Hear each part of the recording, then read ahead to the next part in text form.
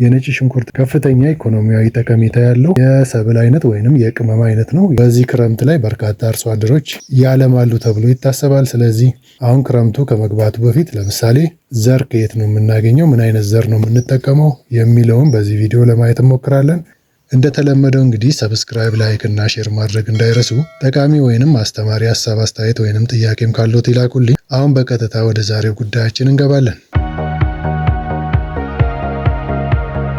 የነጭ ሽንኩርት በሀገር ውስጥም በውጭ ሀገርም ከፍተኛ ተፈላጊነት እንዳለው ያው የሚታወቅ ነው። ከትንሽ መሬት ላይም በርካታ ምርት ማፈስ እንችላለን።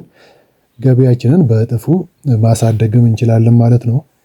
ስለዚህ ይሄ በጣም እጅግ ተፈላጊ የሆነውን የቅመማ ቅመም አይነት በሁለት መልኩ ማልማት እንችላለን። አንደኛው በመስኖ ልናለማ እንችላለን አመቱን ሙሉ። እንደገና ደግሞ የዝናብ ወቅትን ጠብቀን እንደዚህ ክረምት ሲመጣ ማልማት እንችላለን ማለት ነው። አሁን ደግሞ ጊዜው የክረምት መግቢያ ወቅት ላይ ነው፣ በዚህ ክሪቲካል ወይንም ወሳኝ ጊዜ ላይ። ስለዚህ ሰብል አንዳንድ ጉዳዮችን ማወቅና ወደ ስራው መግባት ጠቃሚ ነው ብዬ አስባለሁ።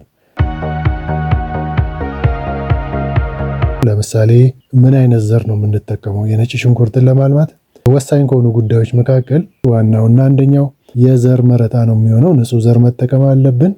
ጥራቱን የጠበቀ ዘር መጠቀም አለብን። ብዙ ጊዜ ጸደይ የሚባሉና ወይንም ቢሾፍቱ የሚባል የነጭ ሽንኩርት ዝርያ እንዳለ ይታወቃል። ሌሎችም አይነት ዝርያዎች ይኖራሉ። አክቹዋሊ ግን ትክክለኛው ለአካባቢያችን የአፈር ሁኔታ፣ የአየር ሁኔታ ተስማሚ የሆነውን የነጭ ሽንኩርት መርጠን መጠቀም መቻል አለብን።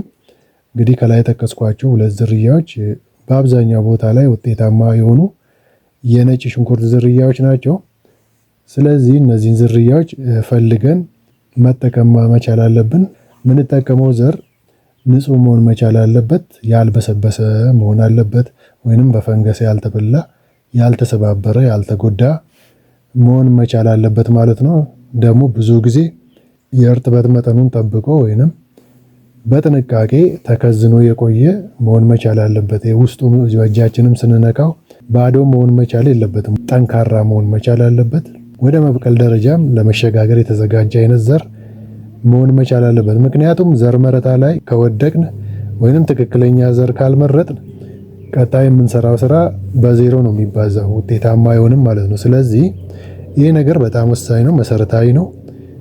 ወደዚህ ስራ ገብተን ለማትረፍ ካሰብን የዝርያ መረጣ ላይ ጥንቃቄ ማድረግ መቻል አለብን። ጥሩ ዝርያ ካገኘን፣ ጥሩ ዝርያ ከተከል ቀጣይ የምንሰራው ስራ ብዙም አያደክመንም ማለት ነው። በሽታ መቋቋም ይችላል ጥሩ ዝርያ ሲሆን፣ ሌሎች ውጫዊ ጫናዎችንም ተቋቁሞ ውጤት ሊሰጠን ወይንም ምርት ሊሰጠን ስለሚችል ማለት ነው። ይህን ነገር ከግምት ውስጥ ማስገባት ጥሩ ነው። እንግዲህ የዝርያ መረጣ ላይ ትኩረት ሰጥተን መስራት አለብን። ከትክክለኛ ዝርያ አቅራቢዎች ዝርያን አይተን መግዛት መቻል አለብን ማለት ነው። ይህን ነገር ከግምት ውስጥ ብታስገቡት መልካም ነው ብዬ አስባለሁ።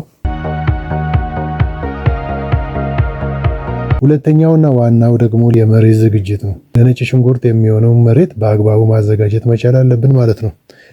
መሬቱ በደንብ መታረስ አለበት፣ በደንብ መጎልጎል አለበት፣ በደንብ መከስከስ አለበትና ደቃቅ መሆን መቻል አለበት ማለት ነው። አፈሩ ለምንድነው ጓል ምናምን እንደዚህ ድንጋይ ነገር ኮረት ካለ ነጭ ሽንኩርቱ በአግባቡ እንዳይበቅል ሊያደርገው ስለሚችል ማለት ነው። ስለዚህ መሬታችንን በአግባቡ አርሰን ለፀሐይ ብርሃን አጋልጠን መስጠት አለብን። የበጋ እርሻ የሚባለውን ስራ በአግባቡ ማከናወን መቻል አለብን ማለት ነው። ፀሐይ እንደ ልብ እንዲመጣው። ምክንያቱም ፀሐይ እንደ ልብ ስናስመጣ መሬት ውስጥ ያሉ አላስፈላጊ ወይንም ጎጂ የሆኑ ትላትሎች ሊኖሩ ይችላሉ። የተለያዩ ተዋሳን ሊኖሩ ይችላሉ። አረሞች ሊኖሩ ይችላሉ። የአረም ዘሮች ሊኖሩ ይችላሉ። እነዛን በፀሐይ ብርሃን እናስወግዳለን ማለት ነው። ስለዚህ ይሄ አንዱ ጠቀሜታ ነው፣ መሬቱን ቀድሞ ማዘጋጀት። ሌላው ደግሞ እንግዲህ ወፎችም እነዚህ ትላትሎችን አንዳንድ ጎጂ የሆኑ ተዋሲያንን ለቅሞ ከአፈር ውስጥ እንዲያስወግዱ ምቹ ሁኔታ እንፈጥራለን ማለት ነው፣ በበጋ አርሰን ስናስቀምጥ መሬቱን። ስለዚህ መሬቱ ቀድሞ መለስለስ አለበት። መሬቱ በአግባቡም ሲታረስ ሲዘጋጅ የአየር ዝውውርም እንደ ልብ ያገኛል መሬቱ። እንደገና ደግሞ ከላይ ከአምና የተላለፈው የሰብል ቅሪታ አካልም ከመሬቱ ጋር ወይንም ከአፈሩ ጋር በአግባቡ ስለሚዋሃድ መሬቱ ይበልጥ ለም እየሆነ ነው የሚሄደው። ስለዚህ የመሬት ዝግጅት ደግሞ አንዱ በጣም ወሳኝ ጉዳይ ነው ማለት ነው። ስለዚህ ይህን የመሬት ዝግጅት ቀደም ብለን ማዘጋጀት አለብን። ከዛ የፀሐይ ብርሃን በአግባቡ እናስመጣለን። አረም ይወገዳል፣ እንደ ልብ ትላትሎች፣ ጎጂ ትላትሎች ይወገዳሉ። የተለያዩ ጥገኛ የሆኑ ፈንገሶች፣ የተለያዩ ጀርሞችም ሊኖሩ ይችላል። እነዛ ይወገዳሉ። የበሽታ አምጪ ባክቴሪያዎችም ተዋሲያንም ሊወገዱ ይችላሉ። ስለዚህ የአፈሩ መዋቅር ጥሩ ስለሚሆን ሁል ጊዜ መሬት ቀድመን ማዘጋጀት አለብን ማለት ነው። ያ ደግሞ መጨረሻ ውጤታችንን በእጥፍ ድርብ ያባዛልናል ማለት ነው። ይህን ጉዳይም በጣም ወሳኝ ስለሆነ ከግምት ውስጥ ማስገባት እጅግ በጣም ይጠቅመናል። ትርፋማ ምርታማ ያደርገናል። ይህንንም ሀሳብ ብትወስዱት መልካም ነው ብዬ ነው የማስበው። ሌላው ምንድነው? ለምሳሌ መደብ የምንጠቀም ከሆነ መደባችንን በአግባቡ ማዘጋጀት መቻል አለብን ማለት ነው። ለምሳሌ መደባችን በቀላሉ ውስጥ ተንቀሳቅሰን በመደቦች መካከል እየተዘዋወርን አረም ለማረም፣ ውሃ ለመጠጣት ሊሆን ይችላል። የተለያዩ የኩትኳቶ የጉልጓሎ ወይንም የአፈር ማስታቀፍ ስራዎችን ሊሆን ይችላል። እነዚህን ነገሮች ለማከናወን ምቹ መሆን መቻል አለበት። በመሃሉ በቀላሉ የምንንቀሳቀስበት አይነት መደብ ማዘጋጀት አለብን። ውሃ በቀላሉ የሚፋሰስበትም ቦይ ማዘጋጀት መቻል አለብን። እነዚህ ነገሮችን ከግምት ማስገባት አለብን። መደብም ስናዘጋጅ ውሃ ወደሚፋሰስበት ትይዩ እያደረግን ነው መስራት መቻል ያለብን።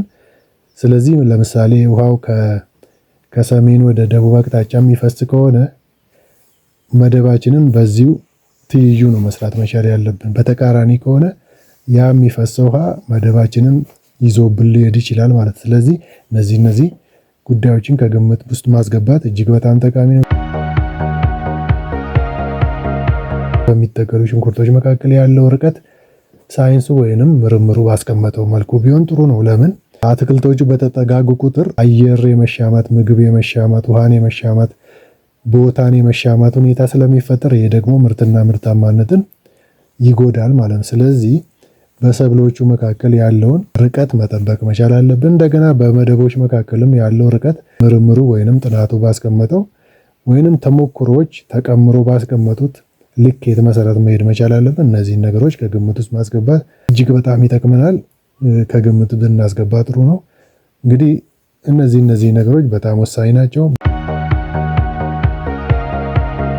ሰብላችን ከበቀለ በኋላ ጥሩ ክትትል ማድረግ አለብን። በክትትላችንም መሰረት በምናገኘው መረጃ ላይ ተንተርሰን ወደ አፋጣኝ እርምጃ መውሰድ መቻል አለብን። ስለዚህ በየጊዜው ክትትል ማድረግ፣ በሽታ ሊከሰት ይችላል፣ ተባይ ሊኖር ይችላል።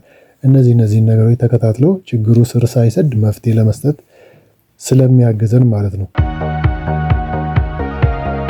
ሌላው ደግሞ ከተቻለ ብዙ ጊዜ ኮምፖስት መጠቀም ጥሩ ነው። ከኬሚካል ማዳበሪያ ይልቅ የተፈጥሮ ማዳበሪያን ብንጠቀም ተመራጭ ነው። ለምን? ኦርጋኒክ ምግብ እናመርታለን።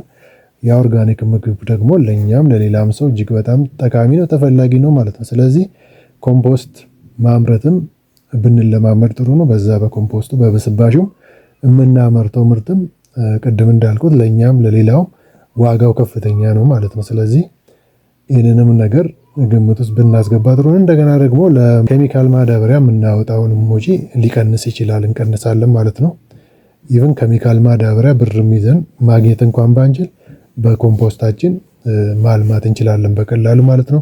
እነዚህን ነገሮች ከግምት ውስጥ ማስገባት እጅግ በጣም ጠቃሚ ነው። እንግዲህ በዚህ ክረምት በዚህ በነጭ ሽንኩርት ልማት ምርታማ እንሆናለን ብዬ አስባለሁ። እነዚህን የተነሱትን ጉዳዮች እና ሌሎችም በአካባቢያችሁ የምታውቋቸውን ምርጥ ተሞክሮች ስራ ላይ ብታውሉና ብትጠቀሙባቸው እርግጠኛ ነኝ ከትንሽ ቦታ ላይ በርካታ ምርት ማግኘት ትችላላችሁ። በዛም ደግሞ ገቢያችሁን ከፍ ማድረግ ትችላላችሁ ማለት ነው። ዘር ላይ ጥንቃቄ ማድረግ አለብን። በዘር ዙሪያ ጥያቄም ካላችሁ ብትጽፉልኝ ደስ ይለኛል፣ ብታነጋግሩኝ ደስ ይለኛል። የተሻለ ዘር ካለበት አፈላልገን እንድትዘሩ እናደርጋለን። እንደተለመደው እንግዲህ ሰብስክራይብ፣ ላይክ እና ሼር ማድረግም እንዳትረሱ። ሊጠቅመን የሚችል ሀሳብ አስተያየት ወይንም ጥያቄም ካላችሁ ላኩልኝ። ቸርነት ዘለቀ ነበርኩ። አመሰግናለሁ።